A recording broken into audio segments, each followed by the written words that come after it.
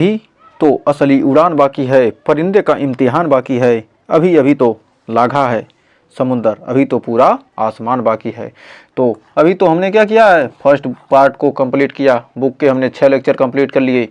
और तो hello students, क्या हाल चाल। हमें उम्मीद है आप सब स्वस्थ होंगे, मस्त होंगे और आप सबकी तैयारी एकदम शानदार तरीके से चल रही होगी। तो शानदार मोटिवेशन के साथ हम आगे अब बढ़ रहे हैं। तो क्लास 12 की फिजिक्स में हम पढ़ने वाले हैं महामैराथन में बुक 2 की आज क्या कर देंगे, द इंड कर देने वाले हैं। तो द इंड बुक 2 का आज क्या हो जाएगा, हमारा द इंड हो जाएगा एकदम शानदार तरीके से, लेक्चर नंबर 7 के साथ। तो न्यूमेरिकल की तबाही हमने बहुत ही शानदार तरीके से 6 लेक्चर में, यानी 6 घंटे से अधिक में ही हमने क्या किया, 7-8 घंटे में हमने क्या किया, सेकंड बुक को कंप्लीट किया। उतने ही टाइम में हमने फर्स्ट बुक को भी कंप्लीट किया था। तो हमें उम्मीद है आपको ये सारे क्वेश्चन क्लियर हो रहे होंगे और सेशन भी अच्छा लग रहा होगा। तो सेशन अच्छा लगेगा तो सेशन को लाइक कीजिएगा, शेयर कीजिएगा। तो आइए शुरुआत करते हैं सेशन की शानदार क्वेश्चन के साथ। तो देखिए एक और क्वेश्चन आ चुका है, कह रहा है यदि किसी उत्तेजित हाइड्रोजन परमाणु में कि इलेक्ट्रॉन की ऊर्जा कितना, -3.4 इलेक्ट्रॉन वोल्ट है। तो इलेक्ट्रॉन का कोणीय संवेग ज्ञात कीजिए। दिया है हाइड्रोजन परमाणु की 9वीं कक्षा में इलेक्ट्रॉन की ऊर्जा इतना और एच का मान इतना दिया है। तो पूछ क्या रहा है, तो हाइड्रोजन परमाणु के लिए इलेक्ट्रॉन का कोणीय संवेग पूछ रहा है। तो En दिया है, मतलब 9वीं कक्षा में इलेक्ट्रॉन की जो ऊर्जा है दिया कितना, -3.4 इलेक्ट्रॉन वोल्ट। अब En बराबर हमारा क्या हो जाएगा, En बराबर हो जाएगा -13.6 बटे n स्क्वायर इंटू EV। तो हमारा क्या है, 9वीं कक्षा की ऊर्जा हो जाएगी हमारी इतना। तो हाइड्रोजन परमाणु की क्या दिया, हाइड्रोजन परमाणु के इलेक्ट्रॉन की ऊर्जा, जो हाइड्रोजन परमाणु है उसके इलेक्ट्रॉन की ऊर्जा इतना दिया है, लेकिन 9वीं कक्षा की ऊर्जा क्या होती है, इतना होता है। तो हम क्या करेंगे, En का मान यहाँ पर रख देंगे तो हमारा निकल के आ जाएगा -13.6 बटे n स्क्वायर बराबर हो जाएगा। और ये क्वेश्चन कब आया था, 2001 में, 2006 में, 2012 में, 2018 में, 2023 में। तो इस बार इम्पोर्टेंट लगा लीजिए, इस बार पूछा जा सकता है। तो बटे n स्क्वायर बराबर -3.4। अब यहाँ पर n यहाँ जाएगा, 3.4 यहाँ पर आ जाएगा, तो हमारा n स्क्वायर बराबर निकल के आ जाएगा -13.6 बटे 3.4। माइनस क्या होगा, माइनस क्या होगा, हमारा प्लस हो जाएगा। और यहाँ पर हम भाग देंगे तो कितना आ जाएगा, 3 चौके यानी 4 बार में जाएगा, यानी क्या होगा हमारा 4 बार में। तो n स्क्वायर बराबर हमारा कितना आ जाएगा, n स्क्वायर बराबर 4 आ जाएगा। तो n का मान हमारा यहाँ से आ जाएगा, यहाँ से आ जाएगा 2। तो हमारा कौन से कक्षा में, हमारी दूसरी कक्षा। तो n का मान हमें क्या मिल गया, 2 मिल गया। तो कोणीय संवेग आसानी से निकाल सकते हैं। तो अब कोणीय संवेग हम क्या करेंगे, आसानी से निकालेंगे। कोणीय संवेग, कोणीय संवेग, हम कोणीय संवेग आसानी से निकाल सकते हैं। तो कोणीय संवेग हो जाएगा NH/2 पाई। तो हमारा NH/2 पाई। तो n का मान कितना है हमारा 2 और h का मान होता है कितना, 6.6 गुणे 10⁻⁻34 जूल सेकेंड। तो h हमारा क्या अप्लांक नियतांक है। और 2 पाई का मान कितना होता है, 3.14। तो आप आसानी से यहाँ पर हल करेंगे तो 2 से 2 हमारा क्या आ जाएगा, कट जाएगा। और ये हमारा 3 दूनी 6 यानी कितनी बार में जाएगा, हमारा 2.1 बार में जाएगा, 2.1। तो 2.1 इंटू 10⁻⁻34 जूल सेकेंड। ये हमारा क्या हो गया, कोणीय संवेग निकल कर आ गया।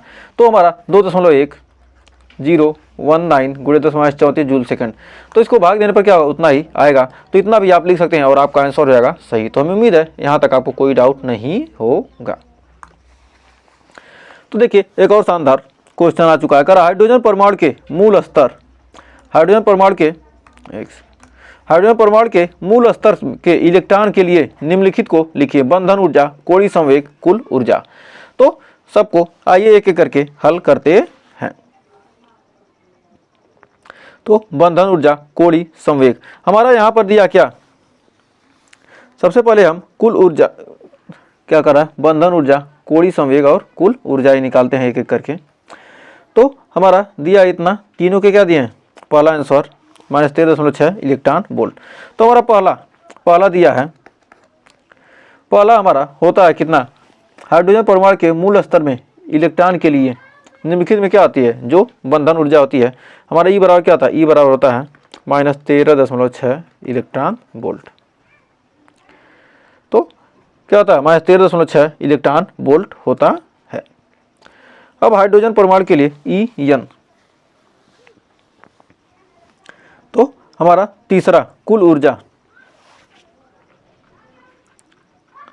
तो कुल ऊर्जा हम निकालते हैं तीसरा। अब कुल ऊर्जा निकालेंगे तो हमारा En बराबर होता है कितना, हमारा होता है -13.6 गुणे 6/n² इंटू EV होता है किसके लिए, हाइड्रोजन परमाणु के लिए, हाइड्रोजन परमाणु के लिए, परमाणु के लिए, परमाणु के लिए, हाइड्रोजन परमाणु के लिए। मूल सभी इलेक्ट्रॉन के निम्नलिखित को क्या लिखे, बंधन ऊर्जा ई बराबर क्या हमारा -13.6 इलेक्ट्रॉन वोल्ट होता है बंधन ऊर्जा। अब कुल ऊर्जा निकालते हैं, En और इतना हो जाएगा। तो हमारा E1 मतलब पहली कक्षा के लिए हमारा E1 निकालेंगे, E1 का मान निकल गया है -13.6 बटे N का मान कितना हमारा 1 इंटू EV। तो हमारा E1 का मान निकल के आ जाएगा कितना, हमारा E1 का मान निकल गया कितना -13.6 इलेक्ट्रॉन वोल्ट। तो E1 का मान कितना निकल के आएगा हमारा 13.6 इलेक्ट्रॉन वोल्ट। तो हमारा ये तीसरा का आंसर है। कुल ऊर्जा क्या हो जाएगी हमारा E1 मतलब हाइड्रोजन परमाणु क्या एक ही कक्षा होती है, क्या आती है हमारी एक ही कक्षा होती है हाइड्रोजन परमाणु, क्या होगा हमारा E1 का मान कितना निकल गया 13.6 इलेक्ट्रॉन वोल्ट। तो हमारा क्या हो गया, ये भी आंसर आ चुका है और ये हमारा एक आंसर ये आ गया। तो हमारा 2024 में पूछा गया ये क्वेश्चन था। अब कोणीय संवेग निकालते हैं। तो कोणीय संवेग बराबर हमारा हो जाएगा क्या, हाइड्रोजन परमाणु क्या एक ही कक्षा होता है ना। तो हमारा पहला तो कोणीय संवेग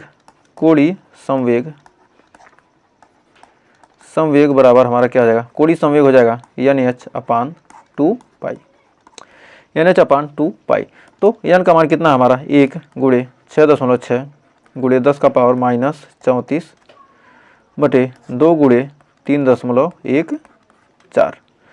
तो हमारा निकल के आ जाएगा, यहाँ से भाग देंगे तो हमारा कितना जाएगा 3 दूनी 6.28। ये कितना हमारा 6.6 गुणे 10⁻34 बटे हमारा कितना है, यहाँ पर हो जाएगा 6.28। तो यहाँ पर भाग देंगे तो हमारा कितना जाएगा 1.1 बार में क्या हो जाएगा हमारा जाएगा लगभग 1.1 गुणे हो जाएगा 10⁻34 जूल सेकेंड। हमारा क्या जाएगा, ये कोणीय संवेग का मान निकल कर आएगा। तो यहाँ तक हो गया। तो आइए एक बार और समझ लेते हैं इसको। तो जो हमारा क्या बंधन ऊर्जा और कुल ऊर्जा मतलब क्या होता है, हाइड्रोजन परमाणु के क्या प्रथम इलेक्ट्रॉन के लिए जो हमारा क्या होता है ऊर्जा होता है, कुल ऊर्जा ही क्या होता है बंधन ऊर्जा ही होता है, कुल ऊर्जा ही क्या होती है बंधन ऊर्जा होती है। तो कुल ऊर्जा में क्या है एन के लिए क्या एन का मान हाइड्रोजन परमाणु क्या एन का मान क्या होता है 1 होता है। तो हाइड्रोजन परमाणु के लिए एन का मान 1 होता है। तो हमारा एन बराबर क्या -13.6 बटे n² होता है इलेक्ट्रॉन वोल्ट। तो हाइड्रोजन परमाणु के लिए क्या होता है एन का मान 1 होता है। तो एन का मान हमने 1 रख दिया तो हमारा ऊर्जा आ गया क्या प्रथम कक्षा के लिए क्या ऊर्जा इतना आ गया। तो कह रहा क्या कुल ऊर्जा हमारा क्या होगा कुल ऊर्जा तो यही आ गई। लेकिन कह रहा बंधन ऊर्जा तो बंधन ऊर्जा क्या होगा हमारा ई भी क्या होगा उतना ही होगा। तो हमने क्या किया पहला इसलिए हमने क्या किया इसको लिख दिया, हमें याद था तो हमने लिख दिया। लेकिन आपको नहीं याद रहेगा क्या करें पहले आपने क्या किया इससे क्या नहीं हम प्रथम कक्षा के लिए ऊर्जा निकालेंगे इस फार्मूले का यूज करके। उसके बाद क्या करेंगे हम ये जो ऊर्जा निकल जाएगी हमारी क्या होगी कुल ऊर्जा निकल जाएगी क्या वही बंधन ऊर्जा होती है। तो हमारा हमें उम्मीद है यहाँ तक आपको कोई डाउट नहीं होगा और अच्छे से क्लियर हो गया होगा। तो क्या होगा कोणीय संवेग क्या होगा एन का मान 1 होता है तो आप यहाँ से निकाल ही सकते हैं। तो देखिए एक और शानदार क्वेश्चन कह रहा है H प्लस में Z बराबर 2 है, ये हीलियम प्लस में क्या है Z बराबर 2 है कि प्रथम उत्तेजित अवस्था की ऊर्जा की गणना कीजिए। तो यहाँ पर क्या प्रथम उत्तेजित अवस्था इसमें क्या n का मान 2 होगा। तो n का मान के प्रथम उत्तेजित अवस्था में क्या होगा ये हमारा n का मान 2 होगा। तो हमारा En बराबर हो जाएगा -13.6 बटे n² इंटू हमारा कितना होगा Z²। तो हमारा Z² हो जाएगा। तो हमारा क्या हो जाएगा यहाँ पर Z² हो जाएगा क्योंकि क्या यहाँ हाइड्रोजन परमाणु तो है नहीं क्या है हमारा हीलियम के लिए Z बराबर क्या दे दिया 2 दे दिया। तो Z² हो जाएगा। तो हमारे यहाँ से हमारे क्या कह रहा प्रथम उत्तेजित अवस्था में क्या n का मान 2 तो यानी E2 बराबर क्या होगा हीलियम के लिए दूसरे इलेक्ट्रॉन के लिए n बराबर क्या 2 के E2 बराबर हमारा हो जाएगा -13.6 बटे n का मान कितना है हमारा 2 का क्यूब, और जेड का मान कितना है 2 का स्क्वायर, क्यूब करें एन स्क्वायर है ना, सॉरी एन स्क्वायर, और 2 का स्क्वायर यहाँ भी, 2 का स्क्वायर यहाँ से, 2 का स्क्वायर यहाँ पर हो जाएगा, कट जाएगा, और हमारा E2 का मान निकल के आएगा -13.6 इलेक्ट्रॉन वोल्ट। ये हमारा क्या आएगा आंसर आ जाएगा। तो प्रति उत्तेजित अवस्था में क्या ऊर्जा की गणना में क्या किया, E2 पर क्या आएगा हमारा -13.6 इलेक्ट्रॉन वोल्ट आ गई। यहाँ n बराबर क्या 2 है। तो कह रहा है इलेक्ट्रॉन n2 ऊर्जा स्तर से n1 ऊर्जा स्तर में लौटने पर उत्सर्जित तरंग की तरंग दैर्ध्य लैम्डा बराबर होता है 1/λ बराबर, लैम्डा के लिए तो 1/λ बराबर r into 1/n1 square minus n2 square, और यहाँ पर यदि क्या न्यू बार बराबर होता है हमारा 1/λ, ये हमारा क्या न्यू बार हमारा क्या तरंग संख्या, तरंग संख्या बराबर क्या 1/λ, तो तरंगों की संख्या निकालना क्या है 1/λ आ जाएगा। तो हमें उम्मीद है यहाँ तक कोई डाउट नहीं होगा। अब इस पर आधारित क्वेश्चन देखते हैं। तो कह रहा किसी प्रकाश किरण की तरंग दैर्ध्य 5000 एंगस्ट्रॉम है, तो इसकी तरंग संख्या बताइए। तो तरंग दैर्ध्य कितना दे दिया 5000 एंगस्ट्रॉम दे दिया, तो तरंग संख्या पूछ रहा, तो हमारा लैम्डा बराबर होता है दिया कितना 5000 एंगस्ट्रॉम, 5000 एंगस्ट्रॉम दे दिया लैम्डा बराबर, तो लैम्डा बराबर हो जाएगा 5000 एंगस्ट्रॉम को लिख सकते हैं 5000 × 10⁻10 मीटर, तो लिख सकते हैं 5 × 10⁻7 मीटर। अब तरंग संख्या निकालना है, तरंग संख्या बराबर होता है कितना, संख्या न्यू बार बराबर होता है 1/λ, तो हमारा 1/λ का मान निकल के आ जाएगा कितना 1/5 × 10⁻7, तो लिख सकते हैं इसको 1/5 × 10⁻7, और यहाँ पर हमको न्यू बार का मान निकल के आ जाएगा कितना 10/5 × 10⁻6, तो हमारा न्यू बार बराबर हो जाएगा 2 × 10⁻6 मीटर इनवर्स। तो मीटर इनवर्स या इसी को लिख सकते हैं न्यू बार बराबर लिखेंगे 2 × 10⁻6 प्रति मीटर, प्रति मीटर, तो हमारा कितना जाएगा प्रति मीटर आंसर आ जाएगा। तो उम्मीद है यहाँ तक आपको कोई डाउट नहीं होगा और अच्छे से क्लियर हो गया होगा। तो 2 × 10⁻6 प्रति मीटर आंसर हमारा क्या आ गया। तो जो लाना था हमें क्या किया आंसर यही था, हमारा आंसर आ चुका है। तो देखिए एक और शानदार क्वेश्चन कह रहा हाइड्रोजन स्पेक्ट्रम की बामर श्रेणी की दूसरी रेखा के तरंगदैर्ध्य का मान दिया इतना, तो इस श्रेणी की चौथी रेखा के तरंगदैर्ध्य की गणना कीजिए। तो तीसरी का दिया कितना कर इस श्रेणी की चौथी रेखा के तरंगदैर्ध्य की गणना कीजिए। तो हमारा उच्च ऊर्जा स्तर से क्या होगा दूसरे उच्च जो हमारा बामर श्रेणी है क्या होता है पहले लाइमन होता है, पहला श्रेणी क्या हमारा लाइमन, उसके बाद बामर, उसके बाद पाश्चन LBP। तो हमारा क्या पहले लाइमन श्रेणी आएगा, तो दूसरा हमारा क्या बाइमर। तो बामर श्रेणी का मतलब हमारा क्या होता है बामर श्रेणी में हमारा जो इलेक्ट्रॉन होता है कहाँ से कहाँ आता है, हमारा आता है उच्च ऊर्जा स्तर से, उच्च ऊर्जा स्तर से, उच्च ऊर्जा स्तर से किस में आता है हमारा दूसरे ऊर्जा स्तर में, दूसरे ऊर्जा स्तर में, दूसरे ऊर्जा स्तर में। तो उच्च ऊर्जा स्तर से दूसरे ऊर्जा स्तर में आता है, तो हमारा 1/λ बराबर हो जाएगा r इंटू 1/n1 स्क्वायर बटे n2 square minus n2 square. तो ये तो हमारा क्या फार्मूला है। अब इस फार्मूले में क्या करेंगे हम रखेंगे। तो कह रहा क्या कह रहा दूसरी रेखा के लिए तरंगदैर्ध्य का मान यानी λ2 का मान कितना दिया है, तो λ2 का मान कितना दिया है यहाँ पर हमारा, तो हमारा यहाँ λ2 का मान, तो λ2 मतलब दूसरी रेखा के लिए तरंगदैर्ध्य यानी दूसरी के लिए दिया है हमारा λ2, तो हमारा r इंटू हो जाएगा 1/, तो दूसरे के लिए दिया क्या हमारा n1 का मान कितना है 2, फिर करा तो हमारा क्या है दूसरी रेखा के लिए, तो दूसरी रेखा हमारा क्या होगा, तो हमारा जो n1 होगा जो हमारा बामर श्रेणी के लिए, हमारा बामर श्रेणी के क्या n1 का मान कितना होगा 2 होगा, क्योंकि क्या किस ऊर्जा स्तर में आ रहा है दूसरे में आ रहा है। तो दूसरे में आ रहा है किस में से कह रहा है दूसरी रेखा के लिए, तो दूसरी रेखा हमारा दूसरे में आ रहा है, तो 2 के बाद हम दूसरी रेखा 1 और क्या होगा 3 4, मतलब 2 के बाद क्या होगा हमारी दूसरी रेखा के लिए, दूसरी रेखा के लिए हमारा कितना हो जाएगा 4 हो जाएगा, तो 4 का स्क्वायर कर देंगे। तो अब हमारा यहाँ तक आपको कोई डाउट नहीं होगा। अब बढ़ते हैं आगे, अब इसको हल करते हैं।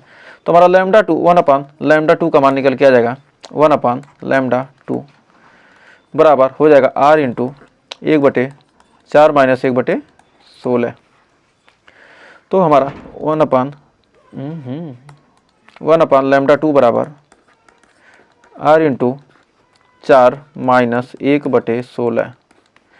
तो हमारा r इंटू हो जाएगा 3/3r/16 3r/16 1/λ2। तो λ2 बराबर 16/3r।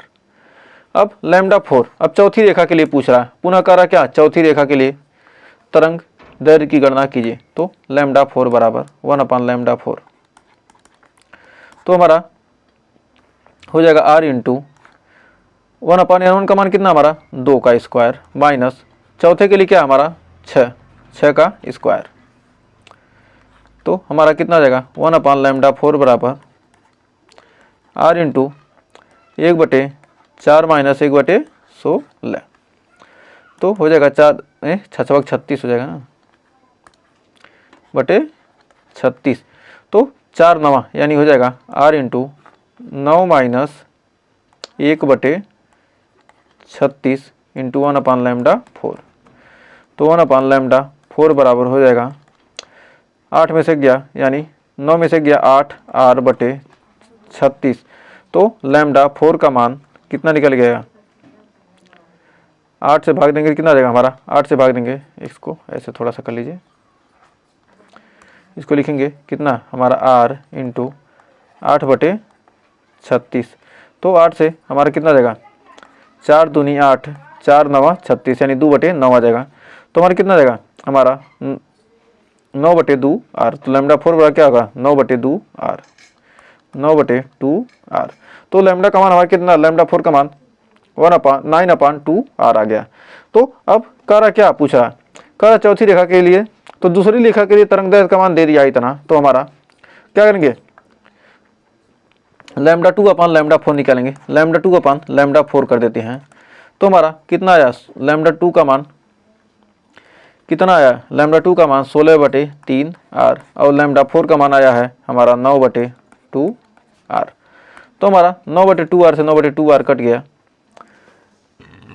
और 9/2r से 9/2r कट गया और हमारा कितना आ गया, एक सेकेंड सॉरी r से r हमारा कट गया। अब यहाँ पर आ जाएगा हमारा λ2/λ4। तो λ2/λ4 हमारा कितना आ गया 16/3 गुणे 2/9। तो हमारा 16/2 गुणे 2/9। तो 16 दूना 32/27। तो λ2/λ4 बराबर क्या 32/27। तो λ2 का मान कितना दिया है हमारा, λ4 बराबर हो जाएगा λ2 इंटू 32 λ4 इधर आ जाएगा तो हो जाएगा 27/32 27/32। λ4 का मान कितना है दिया यहाँ पर 48 61। तो हमारा 48 61 रख देंगे, 48 61 गुणे 27/32। तो हमारा निकल के λ4 का मान कितना आ जाएगा। तो λ4 को काटेंगे पीटेंगे हल करेंगे तो 4101.5 एंगस्ट्रॉम आ जाएगा। तो ये आपका क्या हो जाएगा हमारा आंसर हो जाएगा। तो हमें उम्मीद है यहाँ तक आपको कोई डाउट नहीं होगा और अच्छे से क्लियर हो गया होगा। तो 41.015 एंगस्ट्रॉम 2002 में पूछा गया क्वेश्चन का हमने आंसर शानदार तरीके से लगा दिया है। तो हमें उम्मीद है यहाँ तक कोई डाउट नहीं होगा। तो कह रहा बामर श्रेणी की प्रथम रेखा की तरंग दैर्ध्य इतना दिया है, तो लाइमन श्रेणी की प्रथम रेखा की तरंग दैर्ध्य ज्ञात कीजिए। तो बामर श्रेणी के लिए इतना दिया है, तो लाइमन श्रेणी की प्रथम रेखा की तरंग दैर्ध्य का मान आप क्या कर सकते हैं, आसानी से निकाल सकते हैं। तो ये आपके लिए क्या है, AHW है। तो इसको हल कीजिएगा, नहीं आएगा तो कमेंट में हमें जरूर बताइएगा। तो देखिए एक और शानदार क्वेश्चन कर, हाइड्रोजन परमाणु की निम्नतम अवस्था में इलेक्ट्रॉन की ऊर्जा इतनी है। तो हाइड्रोजन परमाणु की जो निम्नतम अवस्था में क्या है, इलेक्ट्रॉन की ऊर्जा इतनी है एवं 12.75 इलेक्ट्रॉन वोल्ट ऊर्जा फोटॉन हाइड्रोजन परमाणु के एक इलेक्ट्रॉन द्वारा निम्नतम ऊर्जा स्तर में अवशोषित किया था। इतना इलेक्ट्रॉन वोल्ट क्या ऊर्जा अवशोषित कर लिया। तो हाइड्रोजन परमाणु किस ऊर्जा स्तर तक उत्तेजित होगा और लाइमन श्रेणी की दूसरी एवं बामर श्रेणी की दूसरी रेखा की तरंगदैर्घ्य की क्या कीजिए, गणना कीजिए। तो हमारा यहाँ पर दिया कितना है, हमारा E1 का मान दिया कितना, E1 बराबर दिया है -13.6 इलेक्ट्रॉन वोल्ट। तो हमारा EN बराबर हो जाएगा E1 प्लस डेल्टा E। तो E1 प्लस डेल्टा E, तो हमारा कितने ऊर्जा की आ गई, कमी हो गई, इतनी ऊर्जा की क्या हो गई, हमारी कमी हो गई। तो 9वीं कक्षा की हमारी ऊर्जा हो जाएगी -13.6 EV प्लस 12.75 EV। तो हमारा टोटल EN का मान निकल के आ जाएगा, EN का मान निकल के आ जाएगा -0.85 इलेक्ट्रॉन वोल्ट। तो हमारा EN का मान निकल कर यहाँ से आ गया, तो 0.5 इलेक्ट्रॉन वोल्ट आ गया। फिर आगे देखते हैं इसमें क्या निम्नतम ऊर्जा स्तर में क्या परमाणु इलेक्ट्रॉन को निम्नतम ऊर्जा स्तर में अवशोषित किया था। तो हाइड्रोजन परमाणु किस ऊर्जा स्तर तक उत्तेजित होगा। तो किस ऊर्जा स्तर तक, अभी तक क्या, अभी तो हम यहाँ तक का कर रहे हैं। तो उसके बाद तो यहाँ तक हमारा फिर EN का मान निकल के आ गया। तो हमारा EN बराबर होता है कितना है, EN बराबर होता है 13.6/n²। तो हमारा इतना हो जाएगा, EN का मान हमारा कितना है -0.85 इलेक्ट्रॉन वोल्ट है। तो हमारा क्या होगा 0.85, तो -13.6/n²। तो हमारा यहाँ से n² का मान निकल के आ जाएगा कितना है, माइनस क्या हो गया हमारा हो जाएगा प्लस, तो हो जाएगा 13.6/0.85। तो हमारा यहाँ पर हल करेंगे तो हमारा n² का मान कितना जाएगा 16 बार जाएगा, 16 आ जाएगा, और n का मान हमारा कितना आ जाएगा 4। तो हमारा अतः कह सकते हैं कि अतः इलेक्ट्रॉन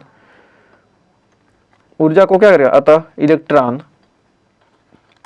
ऊर्जा को अवशोषित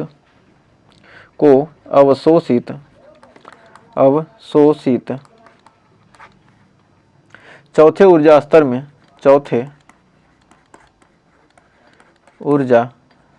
में पहुंच जाता है। अवशोषित करके क्या होता है, इलेक्ट्रॉन ऊर्जा को क्या करके अवशोषित करके चौथे ऊर्जा स्तर में पहुंच जाता है। तो क्या करा क्या परमाणु किस ऊर्जा स्तर पर उत्तेजित होगा। तो क्या होगा, ऊर्जा को अवशोषित करेगा 12.75 इलेक्ट्रॉन वोल्ट। ऊर्जा को क्या था, फोटॉन हाइड्रोजन परमाणु के इलेक्ट्रॉन का निम्नतम ऊर्जा स्तर अवशोषित किया जाता है। तो इतना इलेक्ट्रॉन ऊर्जा क्या किया, इलेक्ट्रॉन वोल्ट ऊर्जा अवशोषित करके क्या हो गया, चौथे ऊर्जा स्तर में पहुंच जाता है। तो कह रहा लाइमन श्रेणी की दूसरी एवं बामर श्रेणी की दूसरी रेखा की तरंग दैर्ध्य ज्ञात कीजिए। तो लाइमन श्रेणी और बामर श्रेणी की दूसरी रेखा का तरंग दैर्ध्य आप आसानी से निकाल सकते हैं। तो ये आपके लिए क्या है, ये आपके लिए होमवर्क है, तो इसको HW में कीजिएगा। तो हमने ऑफिशियल पेपर कराया था, जो यूपी बोर्ड का ऑफिशियल पेपर 2024 का था, उसी से ये क्या किया क्वेश्चन को लिया गया है। तो देखिए एक और शानदार क्वेश्चन आ चुका है। तो कह रहा हाइड्रोजन स्पेक्ट्रम की लाइमन तथा बामर श्रेणी की प्रथम रेखा की तरंगदैर्घ्य का मान रिडबर्ग नियतांक के पदों में ज्ञात कीजिए। तो एकदम सेम टू सेम ये पिछला क्वेश्चन जो कर रहा है एकदम सेम टू सेम उसी तरह से है। तो इसमें कर रहा क्या, इसमें पूछ रहा है, तो आइए इसको हल करते हैं। तो हाइड्रोजन स्पेक्ट्रम की लाइमन तथा बामर श्रेणी की प्रथम रेखा की तरंगदैर्घ्य का मान रिडबर्ग नियतांक के पदों में ज्ञात कीजिए। तो हमारा 1/λ बराबर होता है कितना, r × 1/n1² - 1/n2²। तो इस फार्मूले का यूज करके हम क्वेश्चन का करने वाले हैं क्या, सॉल्यूशन। तो ये हमारा क्या फार्मूला है।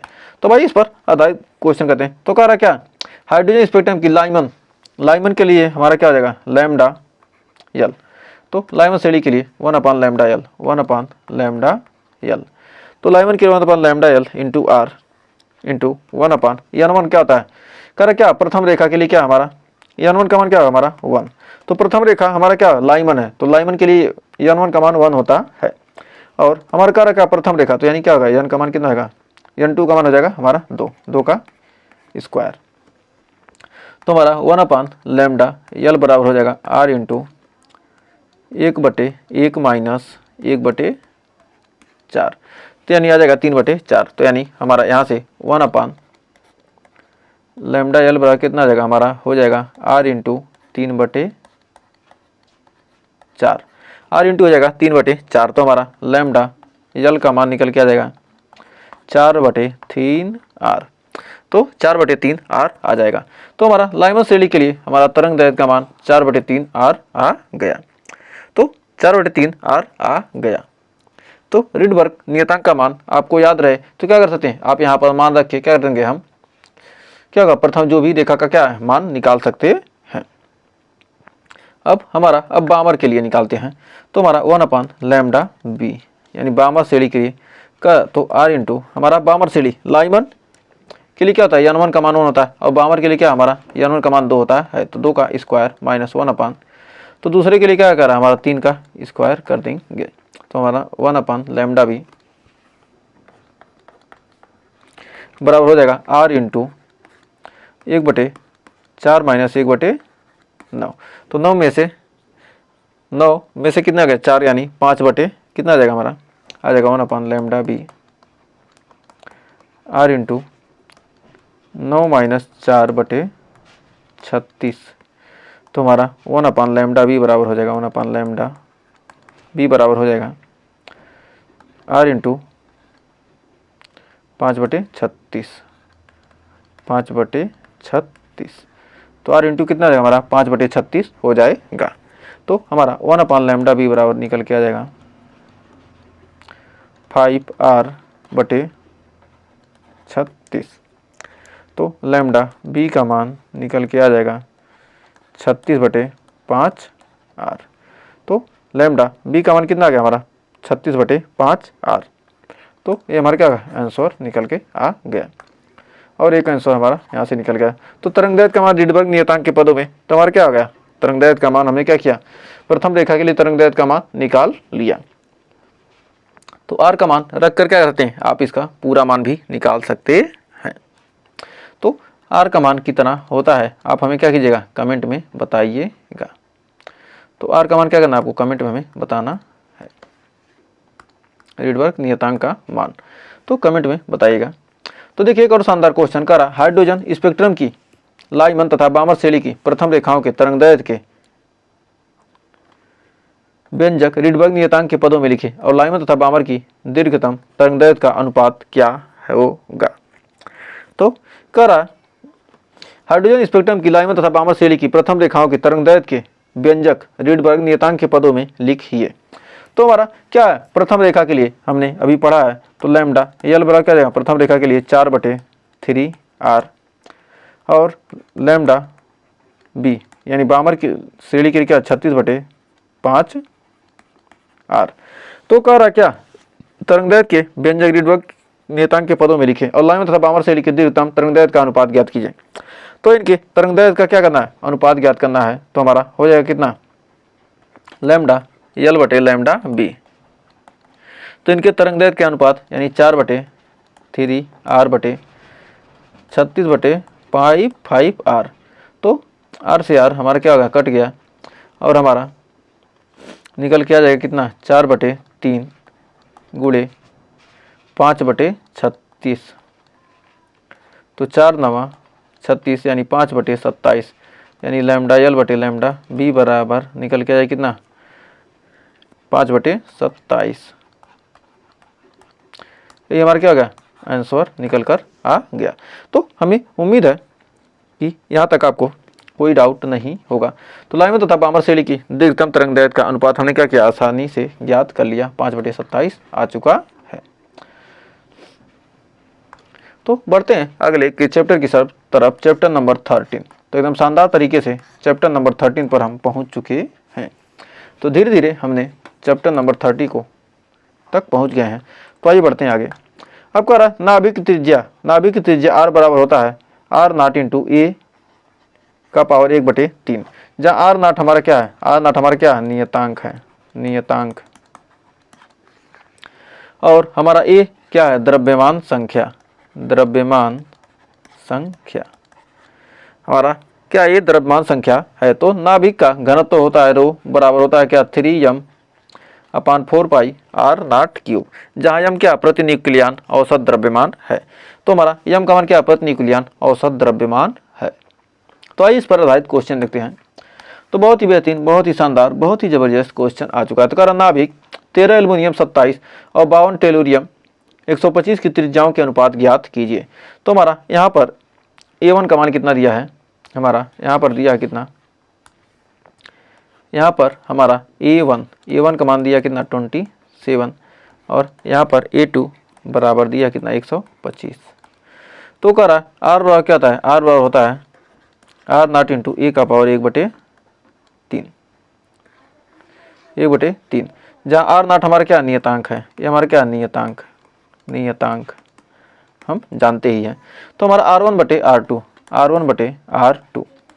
उनका त्रिज्याओं का अनुपात हमारा कितना हो जाएगा, ये दोनों नियतांक क्या नियतांक कट जाएगा, तो हमारा हो जाएगा A1/A2 का पावर 1/3।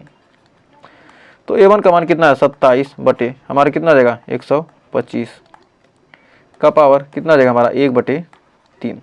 तो R1/R2 बराबर, तो हमारा लिख सकते हैं इसको यहाँ पर R1/R2 बराबर हो जाएगा हमारा 3/5 का क्यूब का पावर हमारा कितना 1/3।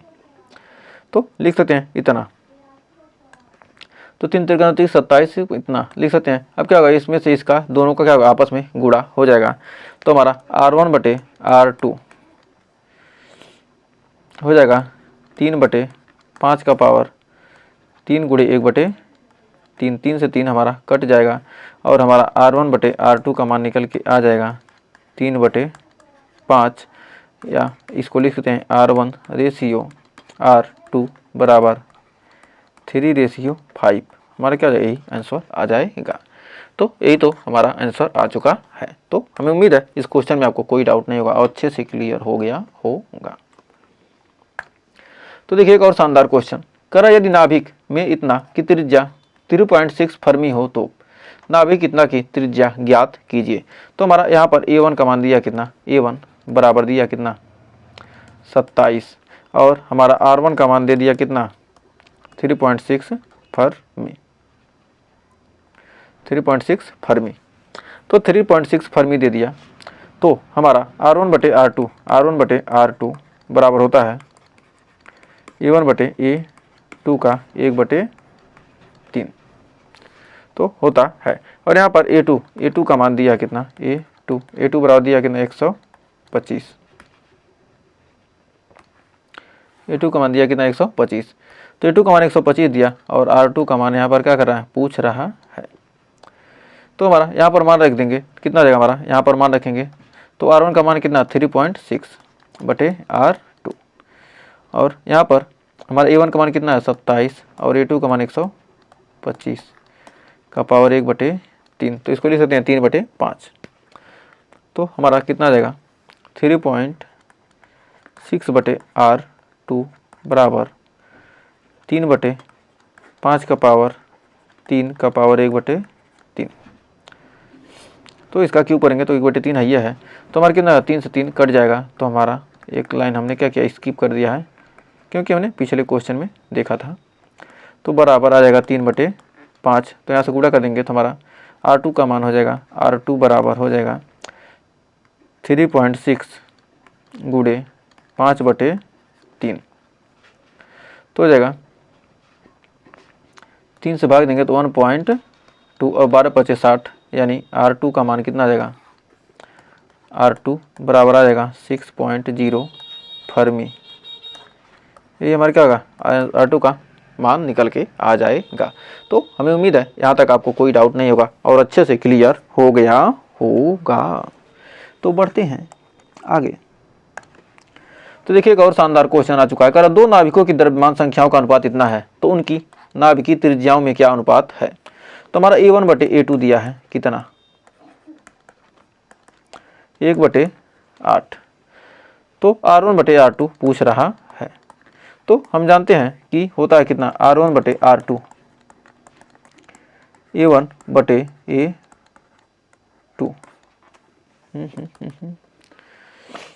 A1 बटे A2 का 1/3, तो 1/3 है, इधर आगे क्या होगा हमारा, हो जाएगा क्या, तो R1 बटे R2, तो A1 बटे A2 का मान कितना दिया है, 1/8 दिया है। A1 बटे A2 कितना था हमारा, 1/8 का 1/3, तो हम लिख सकते हैं किसको, वो कितना, तो हम लिख सकते हैं 1/R1 बटे R2, 1/R1 बटे R2 बराबर 1/2 का हमारा कितना जाएगा, क्यूब का पावर 1/3, 3 से 3 हमारा कट जाएगा, तो यहाँ से R1 बटे R2 बराबर निकल के आ जाएगा 1/2 का पावर 3 गुणे 1/3, 3 से 3 कट गया, तो यानी R1 बटे R2 का मान निकल के आएगा कितना हमारा, 1/2, तो ये हमारा क्या होगा, आंसर हो गया। तो हमें उम्मीद है R1 बटे R2 उनकी नाभिकीय त्रिज्याओं में अनुपात कितना होगा, 1/2 का होगा।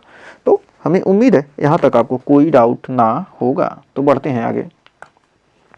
तो देखिए कुछ और फार्मूला पढ़ते हैं। कर आइंस्टीन का द्रव्यमान ऊर्जा संबंध डेल्टा ई बराबर होता है क्या, डेल्टा एम गुणे सी स्क्वायर, डेल्टा एम गुणे सी स्क्वायर नाभिक की बंधन ऊर्जा। तो नाभिक की जो बंधन ऊर्जा होती है, तो यहाँ पर जो हमारा क्या डेल्टा एम, हमारा डेल्टा एम क्या है, द्रव्यमान क्षति, द्रव्यमान क्षति। तो यहाँ पर क्या है हमारा डेल्टा ई बराबर क्या, delta M into 931 mega electron volt. तो डेल्टा ई बराबर क्या, delta M into 931 mega electron volt हो जाएगा। तो कह रहा नाभिकीय बंधन ऊर्जा, तो नाभिक द्रव्यमान की क्षति गुणे प्रकाश की चाल का स्क्वायर। जो नाभिक की जो बंधन ऊर्जा होती है वो क्या होती है, नाभिक में द्रव्यमान की क्षति और प्रकाश की चाल का क्या होता है, स्क्वायर होता है। यही आइंस्टीन की क्या है हमारा द्रव्यमान ऊर्जा संबंध है। अब प्रतिन्यूक्लियन क्या करना है, प्रतिन्यूक्लियन बंधन ऊर्जा निकालना है। तो क्या होता है हमारा प्रतिन्यूक्लियन बंधन ऊर्जा होता है बंधन ऊर्जा बटे न्यूक्लियनों की कुल संख्या। तो इन फार्मूलों का यूज करके हम क्वेश्चन करने वाले हैं। तो आइए बढ़ते हैं, इस पर आधारित क्वेश्चन देखते हैं। कह रहा क्वेश्चन बहुत ही बेहतरीन, किसी नाभिकीय विखंडन की क्रिया में पदार्थ की द्रव्यमान क्षति 1 मिलीग्राम है, इस अभिक्रिया में मुक्त ऊर्जा की गणना कीजिए। 2013 में 2015 में पूछा गया क्वेश्चन है। तो कह रहा नाभिकीय विखंडन की क्रिया में यानी द्रव्यमान की क्षति 1 मिलीग्राम को ही डेल्टा एम का मान कितना है, 1 मिलीग्राम। तो इसको किलोग्राम में बदलेंगे तो 1 गुणे 10 का पावर -6 किलोग्राम हो जाएगा। तो डेल्टा ई का मान पूछ रहा है। तो यहाँ पर क्या दिया है, डेल्टा एम का मान दिया है, डेल्टा एम का मान दिया है। कह रहा मुक्त इलेक्ट्रॉन की ऊर्जा गणना कीजिए। तो इस अभिक्रिया में मुक्त इलेक्ट्रॉन डेल्टा ई पूछ रहा है। तो डेल्टा ई बराबर हम जानते हैं डेल्टा एम इंटू सी स्क्वायर। तो डेल्टा एम का मान कितना, 1 गुणे 10 का पावर -6 और सी प्रकाश की चाल, तो यानी 3 गुणे 10 का पावर 8 का स्क्वायर। तो जगह 1 गुणे 10 का पावर -6 गुणे 3 त्रिक का 9 गुणे 10 का पावर 16। तो 16 में 6 गया 10, यानी हो जाएगा 9 गुणे 10 का पावर 10 जूल। ये हमारा क्या होगा, आंसर निकल कर आ गया किसका, डेल्टा ई। तो डेल्टा ई का मान हमने क्या किया, इतना निकाल लिया। तो हमारा ये तो क्या है, जूल है, लेकिन हमको क्या करना है, इलेक्ट्रॉन वोल्ट में पूछ रहा है। तो इसकी ऊर्जा इलेक्ट्रॉन वोल्ट में निकालने के लिए क्या करेंगे हम, 1.6, ये भी आंसर आपका सही हो सकता है। यदि इलेक्ट्रॉन वोल्ट में पूछे मुक्त ऊर्जा की गणना कीजिए, तो इलेक्ट्रॉन वोल्ट में बदलने के लिए हम डेल्टा ई बराबर हो जाएगा 9 गुणे 10 का पावर 10 में क्या करेंगे हम 1.6 गुणे 10 का पावर -19 से क्या करेंगे हम भाग दे देंगे। तो हमारा हो जाएगा 90/16, 10 हटेगा तो क्या 90/16, 16 गुणे माइनस जाएगा तो ऊपर जाएगा, तो यानी 10 का पावर हो जाएगा 29। तो हो जाएगा हमारा 16 5 80 5.625 भाग देने पर इतना आएगा गुणे 10 का पावर 29 इलेक्ट्रॉन वोल्ट। तो ये भी आंसर आपका सही हो जाएगा। इलेक्ट्रॉन वोल्ट में पूछे क्या इतना निकालेंगे, और यदि क्या हो जूल में पूछे तो इतना हो जाएगा। तो आपके दोनों आंसर यहाँ से ये भी सही हो सकता है और ये भी सही हो सकता है। तो आप क्या कीजिएगा, मैक्सिमम इलेक्ट्रॉन वोल्ट में ही निकालिएगा। तो देखिए एक और शानदार क्वेश्चन आपके स्क्रीन पर आ चुका है। कह रहा एक इलेक्ट्रॉन को यदि ऊर्जा में बदल दिया जाए तो कितने मेगा इलेक्ट्रॉन वोल्ट ऊर्जा प्राप्त होगी। एक इलेक्ट्रॉन को क्या करें यदि ऊर्जा में बदल दिया तो कितने मेगा इलेक्ट्रॉन वोल्ट, यानी इलेक्ट्रॉन वोल्ट में क्या है तो इलेक्ट्रॉन को ऊर्जा में बदलना है, तो यानी यम ई मास ऑफ इलेक्ट्रॉन का द्रव्यमान होता है 9.1 गुणे 10 का पावर माइनस 31 किलोग्राम, और ई बराबर होता है क्या हमारा यम सी स्क्वायर। तो हम क्या इलेक्ट्रॉन को क्या ऊर्जा में बदलना है, तो ई बराबर यम सी स्क्वायर होता है। यम का मान कितना होता है 9.1 गुणे 10 का पावर माइनस 31 किलोग्राम, गुणे सी का मान 3 गुणे 10 का पावर 8 का स्क्वायर कर देंगे, तो 9.6 लिखें, सॉरी 9.1 हो जाएगा, 9.1 होता है ना, 1, तो हमारा 9.1 गुणे 10 का पावर माइनस 31 गुणे 3 3 का 9 और 10 का पावर 8 दूनी 16, तो 16 में से 30 जाएगा तो कितना आ जाएगा हमारा 15 आ जाएगा। तो और हमारा गुणा करेंगे तो 9 9 81 यानी 81.9 गुणे 10 का पावर माइनस 15 जूल। अब इसको इलेक्ट्रॉन वोल्ट में बदलेंगे तो हमारा कितना आ जाएगा,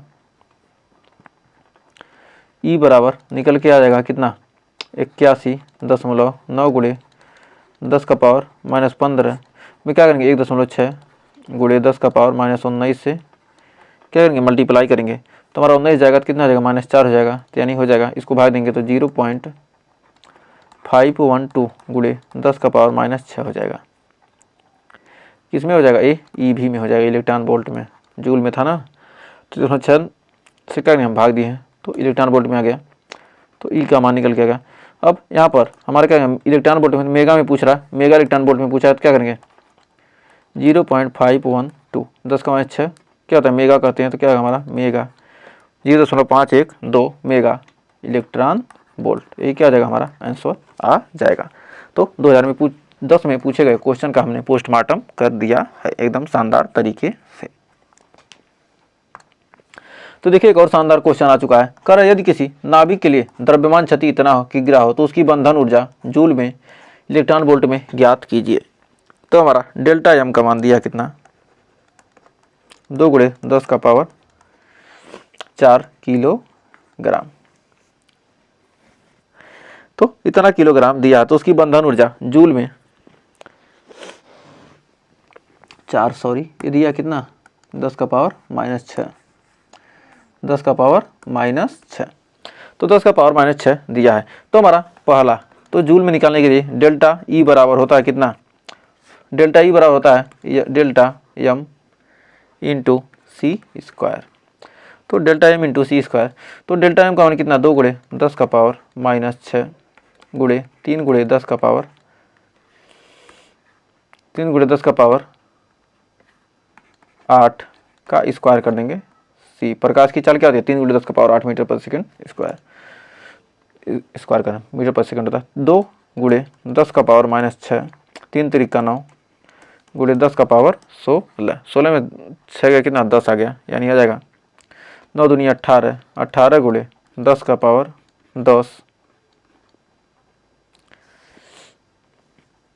जूल, या इसको लिख सकते हैं 1 ई बराबर हो जाए कितना 1.8 गुणे 10 का पावर 11 जूल।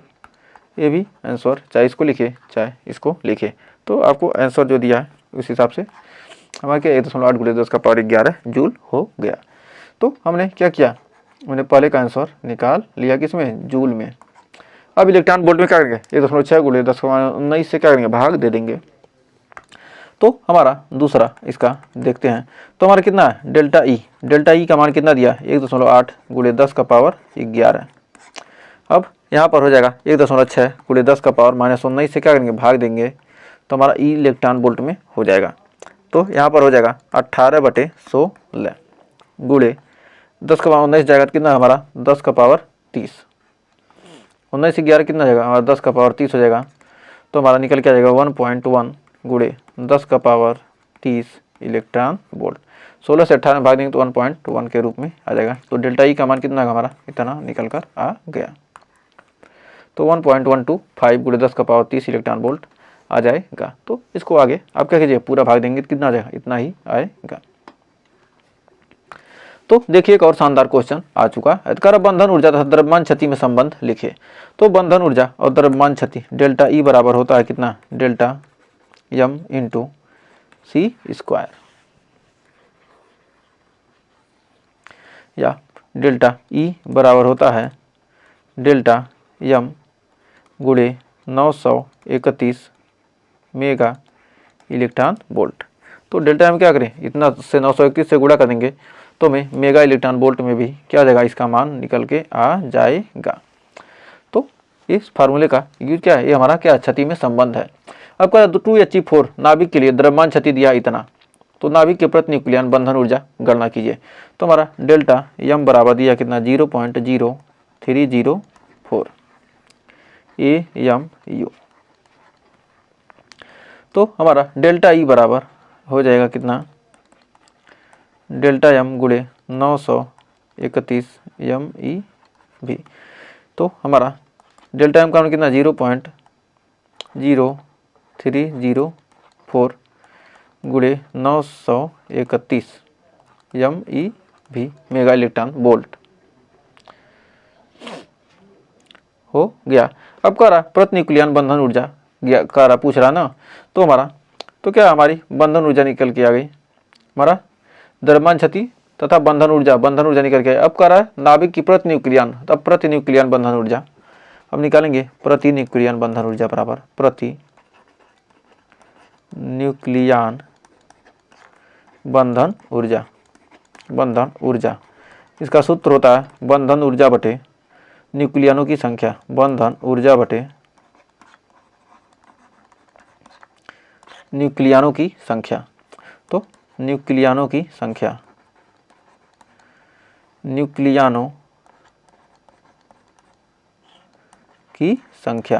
बंधन ऊर्जा बटे न्यूक्लियनों की संख्या। तो बंधन ऊर्जा हमारा कितना है 0.0304 गुणे 931 मेगा इलेक्ट्रॉन वोल्ट, और न्यूक्लियनों की संख्या कितनी है 4। तो न्यूक्लियनों की संख्या कितनी है हमारी 4। तो इसको हल करने पे हमारा आ जाएगा 7.0756 मेगा इलेक्ट्रॉन वोल्ट। इसको हल करने पे आपका इतना आ जाएगा। तो इसका कैलकुलेशन आप कर लीजिएगा, तो इतना आंसर आना चाहिए। तो हमें उम्मीद है यहाँ तक आपको कोई डाउट नहीं होगा और अच्छे से क्लियर हो गया होगा। तो आइए कुछ और फार्मूला देखते हैं। तो हम जानते हैं द्रव्यमान क्षति बराबर होता है, द्रव्यमान क्षति किसे कहते हैं। तो द्रव्यमान क्षति न्यूक्लियनों का कुल द्रव्यमान, जो हमारे क्या न्यूक्लियन है, न्यूक्लियन मतलब क्या, प्रोटॉन और न्यूट्रॉन की संख्या को ही क्या कहते हैं, न्यूक्लियन कहते हैं। न्यूक्लियनों का कुल द्रव्यमान माइनस नाभिक का द्रव्यमान,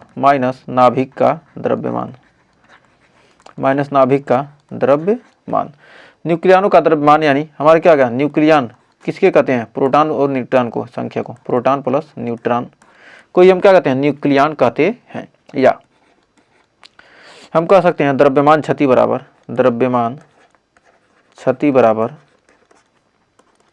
नाभिक का आभासी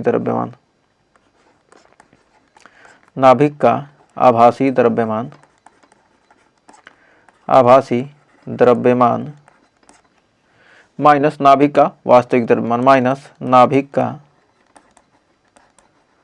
नाभिक का वास्तविक द्रव्यमान। तो नाभिक का आभासी द्रव्यमान क्या है, नाभिक के वास्तविक द्रव्यमान को क्या है, हम घटा देंगे तो हमें निकल कर आ जाएगा द्रव्यमान क्षति। तो हमें उम्मीद है यहाँ तक आपको कोई डाउट नहीं होगा।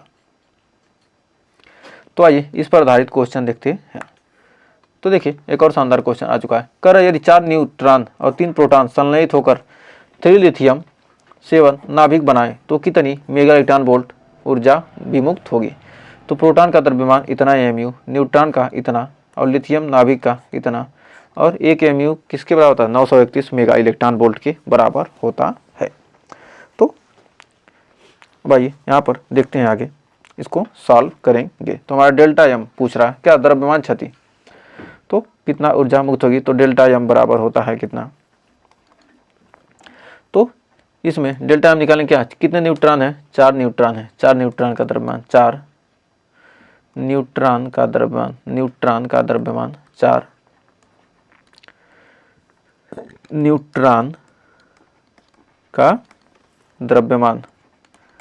द्रव्यमान प्लस 3 प्रोटॉन का द्रव्यमान, 3 प्रोटॉन का द्रव्यमान, प्रोटॉन का द्रव्यमान माइनस नाभिक का वास्तविक द्रव्यमान, माइनस नाभिक का वास्तविक द्रव्यमान, वास्तविक द्रव्यमान। तो नाभिक का वास्तविक द्रव्यमान।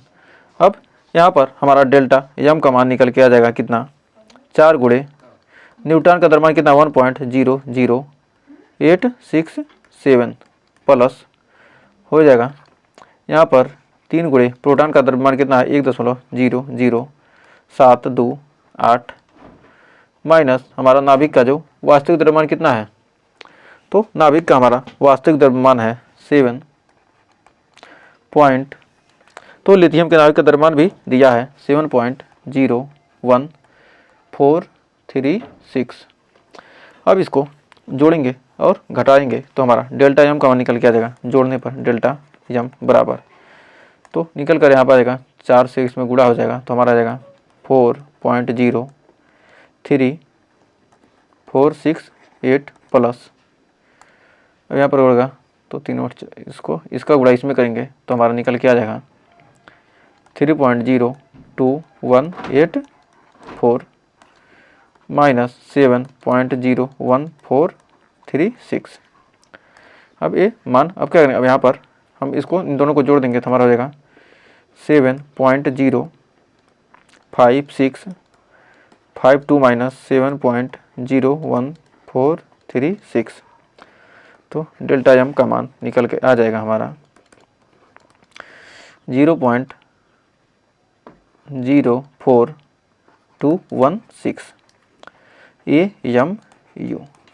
तो नाभिक का द्रव्यमान कितना होगा, इतना AMU आ गया। तो मेगा इलेक्ट्रॉन वोल्ट में करा, मेगा कितनी मेगा इलेक्ट्रॉन वोल्ट ऊर्जा विमुक्त होगी, तो क्या मेगा इलेक्ट्रॉन वोल्ट में करने के क्या 1 MU क्या 931 मेगा इलेक्ट्रॉन वोल्ट के बराबर होता, तो इतना में क्या करेंगे हमारा डेल्टा एम का मान, तो यहाँ से हमारा डेल्टा ई बराबर निकल के आ जाएगा डेल्टा एम गुणे 931 मेगा इलेक्ट्रॉन वोल्ट। अब यहाँ पर गुणा कर देंगे तो हमारा डेल्टा ई का मान निकल के आ जाएगा 0.04216 इंटू 931 मेगा इलेक्ट्रॉन वोल्ट, तो गुणा करेंगे तो हमारा कितना आ जाएगा 39.25096 कितना आ जाएगा मेगा इलेक्ट्रॉन वोल्ट। इतना मेगा इलेक्ट्रॉन वोल्ट क्या होगा हमारा आंसर आ जाएगा। तो हमारा आंसर तो इतना ही आया है, 2023 में पूछा गया क्वेश्चन था। तो हमें उम्मीद है यहाँ तक आपको कोई डाउट नहीं होगा और अच्छे से क्लियर हो गया होगा। तो देखिए कर 8 ऑक्सीजन 16 नाभिक की द्रव्यमान क्षति एवं प्रतिन्यूक्लियन बंधन ऊर्जा ज्ञात कीजिए। तो हमने जैसे ही पिछले क्वेश्चन किए हैं उसी तरह क्या करना, इसको भी आपको करना है। तो हमारा आपका क्या HW है, तो हमारा न्यूक्लियनों की संख्या कितना है हमारा 16 है, तो क्या करेंगे 16 से भाग दे देंगे, हम बंधन ऊर्जा निकाल के हम क्या करेंगे 16 से भाग देंगे और आसानी से क्या हो जाएगा निकल जाएगा। तो ये आपके लिए क्या होमवर्क है। तो बढ़ते हैं आगे, अब बढ़ते हैं चैप्टर नंबर 14 की तरफ और हमारा लास्ट चैप्टर की तरफ पहुंच चुके हैं। तो धीरे धीरे हमारा लास्ट चैप्टर आ चुका है। तो कह रहा है देखिए बहुत ही बेहतरीन क्वेश्चन कह रहा दिए गए पीएन संधि डायोड्स में प्रवाहित धारा की गणना कीजिए। तो हमारा यहाँ पर डेल्टा भी यहाँ प्लस 5 वोल्ट और माइनस 1 वोल्ट है, तो हमारा यहाँ पर कुल वोल्टेज निकाल देते हैं तो हमारा डेल्टा भी निकल के आ जाएगा, डेल्टा भी 5 में क्या करेंगे माइनस 1 वोल्ट है, तो हमारा डेल्टा भी का मान निकाल देंगे तो हमारा कितना जाएगा 5 + 1 यानी कितना जाएगा हमारा 6 वोल्ट। और इसका कुल प्रतिरोध हमारा कितना है, धारा आई निकालना क्या वोल्टेज और क्या करेंगे हम, तो हमारा धारा आई बराबर क्या होता है, आई बराबर होता है हमारा क्या डेल्टा V/R। तो अब यहाँ पर रेजिस्टेंस कितना है, रेजिस्टेंस का मान कितना है 300 ओम, तो डेल्टा V का मान हमारा कितना है 6 वोल्ट आ गया और रेजिस्टेंस 300, तो हम भाग देंगे तो हमारा निकल के आ जाएगा 0.02 एम्पियर। तो हमारा 0.02 एम्पियर हमारा क्या धारा 2018 में पूछे गए क्वेश्चन का आंसर हमने निकाल लिया है। तो यहाँ से क्या करेंगे, यहाँ पर 100 बार में जाएगा और 3 दूनी 6, यहाँ पर 2 बार में जाएगा। तो 2/100 को करेंगे 0.02 एम्पियर हो जाएगा। तो हमें उम्मीद है यहाँ तक आपको कोई डाउट नहीं होगा।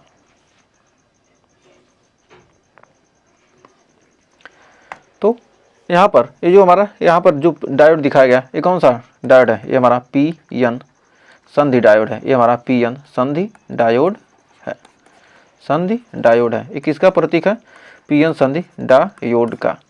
याद कि आपके एग्जाम में पूछ ले ये किसका क्या दिया, आपको ऑब्जेक्टिव में पूछ सकता है कि यह पी-एन संधि है, यह कौन सा डायोड है। तो इसे लिखेंगे क्या, हमारा पी-एन संधि डायोड है। तो हमारा क्या पी-एन संधि डायोड का है क्या हमारा सिंबल दिया गया है। और यहाँ पर पी-एन संधि डायोड हमारा किस, जब पी टाइप क्या पी टाइप पी भाग क्या होगा हमारा प्लस से और एन वाला क्या होगा पी टाइप पॉजिटिव से और एन टाइप हमारा क्या हो नेगेटिव से जुड़ा हो, तो हम कहेंगे कि यह कौन सा अग्र अभिनति है, अग्र अभिनति, अग्र अभिनति मतलब क्या फॉरवर्ड बायस में है, यानी धारा को प्रवाहित होने देता है। मतलब क्या करेगा, ये धारा प्रवाहित होने देगा, धारा प्रवाहित होगी, धारा को प्रवाहित होने तक को प्रवाहित होने देता है, होने देता है। यह क्या करेगा, धारा को प्रवाहित होने देगा।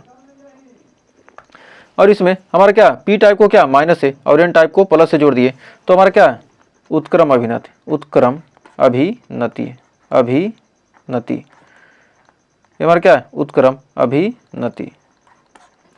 इसे कहेंगे ये धारा को क्या होगा प्रवाहित नहीं होने देगा, ये धारा को प्रवाहित नहीं होने देगा, प्रवाहित नहीं होने देगा, नहीं होने देगा। तो जहाँ पर क्या होता है हमें ज़रूरत होता है कि क्या हमें एक ही तरफ से धारा चाहिए, वहाँ पर क्या करते हैं इस डायोड का यूज करते हैं, जिससे क्या होगा हमें एक तरफ से धारा मिलेगी लेकिन क्या होगा उसमें उल्टा धारा नहीं वापस आएगी। तो कभी कभी देखते हैं कुछ चीज़ें होती क्या हैं, आप टॉर्च लगा रहते हैं क्या होगा कभी कभी इसमें से धारा क्या होगी बाहर निकल जाती है। जब डायोड जहाँ नहीं लगा होता वहाँ पर क्या होगा यह सीधे क्या होगा धारा दोनों तरफ से आएगी, इधर से जाएगी उधर से आएगी। और जहाँ डायोड लगा होता है सिर्फ क्या होगा एक ही तरफ से धारा जाएगी, दूसरी तरफ से धारा वापस नहीं आएगी। तो देखिए एक और शानदार क्वेश्चन देखते हैं। तो कह रहा है निम्न चित्र में प्रदर्शित A1 तथा A2 में मापी गई वैद्युत धाराएं क्या हैं, यदि उनके प्रतिरोध नगण्य हो तब पी-एन संधि डायोड क्या है आदर्श है। तो पी-एन संधि जो हमारा क्या पी-एन संधि है, यहाँ पर क्या है हमारा यहाँ पर एन टाइप क्या है हमारा एन टाइप, ये हमारा क्या है पी टाइप है, ये हमारा पी टाइप है और ये हमारा क्या है एन टाइप है। एन टाइप हमारा क्या प्लस से है और पी टाइप हमारा क्या माइनस से है। तो यह क्या होगा धारा तो बहेगा ही नहीं। तो A1 द्वारा जो मापी गई धारा है यह क्या होगी हमारा शून्य होगी।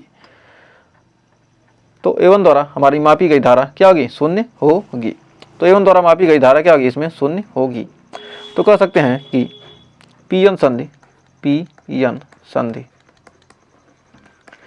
संधि उत्क्रम अभिनति में है, उत्क्रम अभिनति में है, अभिनति में है। पी-एन संधि क्या है उत्क्रम अभिनति में है। अतः अमीटर A1 से मापी गई धारा I1 बराबर क्या शून्य है। अब A2 में, अब यहाँ पर A2 द्वारा हमारा जो हमारा क्या प्रतिरोध क्या हमारा 10 ओम है और विभवांतर क्या 2 वोल्ट है। तो हमारा A2 द्वारा अमीटर A2 द्वारा मापी गई धारा, अमीटर A2 द्वारा मापी गई धारा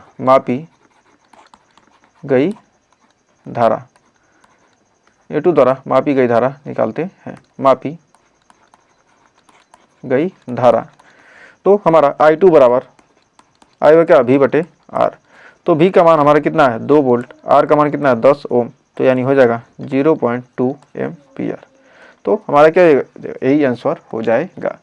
तो एक सेकंड 2 हमारा क्या होगा 2 एम्पियर। 2 एम्पियर क्या हो जाएगी, धारा हो जाएगी। और ये हमारा क्या होगा, आंसर निकल कर आ जाएगा। तो हमारा यहीं पर हो जाएगा इस बुक का द एंड। तो इस बुक का हमने बहुत ही शानदार तरीके से क्या कर लिया है, द एंड कर लिया है। तो हमें उम्मीद है ये बुक, दोनों बुक आपको अच्छे से क्लियर हो गए होंगे। तो इन दोनों बुक के वीडियो को आप अच्छे तरीके से रिवीजन कर लीजिए। तो बहुत ही कम समय में हमने इन दोनों बुक का क्या किया है, समापन किया है। तो मिलेंगे नेक्स्ट वीडियो में कुछ और टॉपिक के साथ, कुछ और क्वेश्चन के साथ। यदि सेशन अच्छा लगा हो, प्रयास हमारा अच्छा लगा हो तो वीडियो को लाइक कीजिएगा, शेयर कीजिएगा और चैनल को अभी तक सब्सक्राइब नहीं किया तो सब्सक्राइब कर लीजिएगा। तो मिलेंगे नेक्स्ट वीडियो में, तब तक के लिए टेक केयर।